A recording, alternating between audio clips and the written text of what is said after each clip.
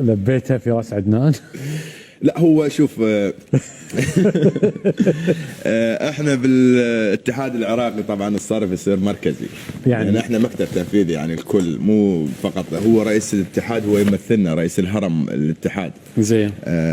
اما بالنسبه للتكريم هو لازم الكل يعني يكون موقع على التوقيع، لان تعرف الامور الماليه هاي يكون اجماع بها يعني على حسب النظام الاساسي عندنا، لكن هو ممثلنا رئيس اتحادنا.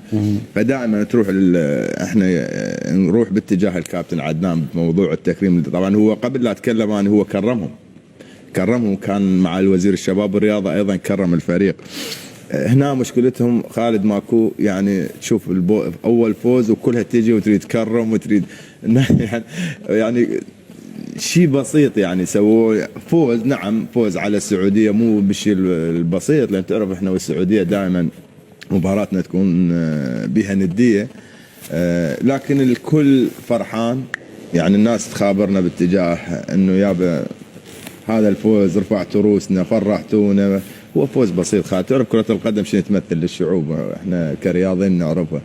لكن البارحة حسيت يمكن انا ونور اكثر اثنين كنا هم متفاعلين مع اللاعبين.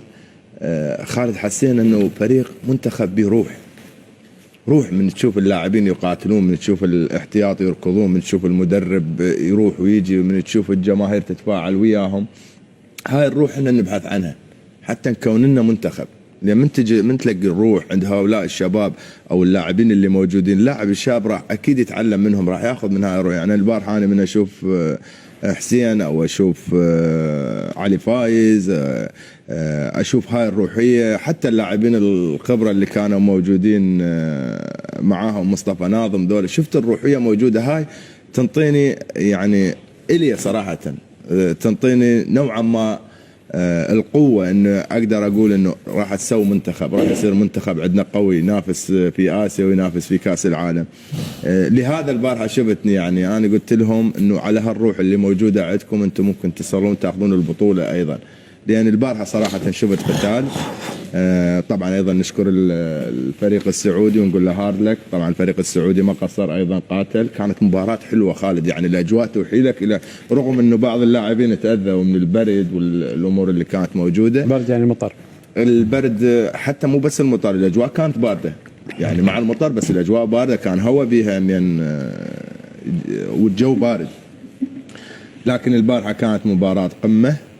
أنا من وجهة نظر أشوفها كان قتال بين المنتخب السعودي والمنتخب العراقي، والكل يشادون من كلهم، اللاعبين السعوديين واللاعبين العراقيين، على الأجواء الصعبة خالد صراحة. لكن بالأخير أول والتالي راح يطلع واحد كاسب واحد خسران أو تعادل. الحمد لله قدرنا نحصل على 3 نقاط. ممكن الخبرة اللي عند المنتخب العراقي والروحية اللي كانت موجودة من لاعبين الخبرة تفوقت على الفريق السعودي. أتأمل أنه هذا المنتخب يستمر مع تغذيته ببعض اللاعبين اللي ما حضروا، حتى نقدر نكون منتخب اللي يحلم به جماهيرنا هي بالصعود الكاس العالم. وهذه استراتيجية الاتحاد اللي انت وعدت فيها في 26. أكيد هاي مو بس أنا وعدت بها، طبعا هاي استراتيجية الاتحاد، هي تشمل الاتحاد كله. أنه وقعنا مع مدرب لمدة 4 سنوات حتى يوصلنا 26.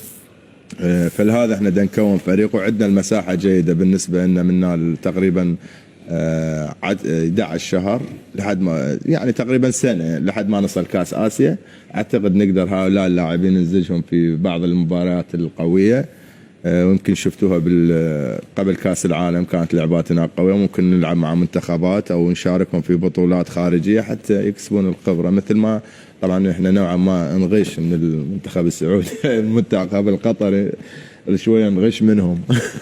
فاحنا نريد نحتك هؤلاء اللاعبين يحصلون على الخبره. اعتقد الاخوان الاجيال اللي قبلهم ما قدروا يحصلون هاي الفرصه، خاصه يمكن نور يعرف كثير من بالسابق، لكن الان احنا بدنا نوفر كل الامكانيات الماديه والمعنويه والاداريه لهذا المنتخب حتى يكون منتخب قوي.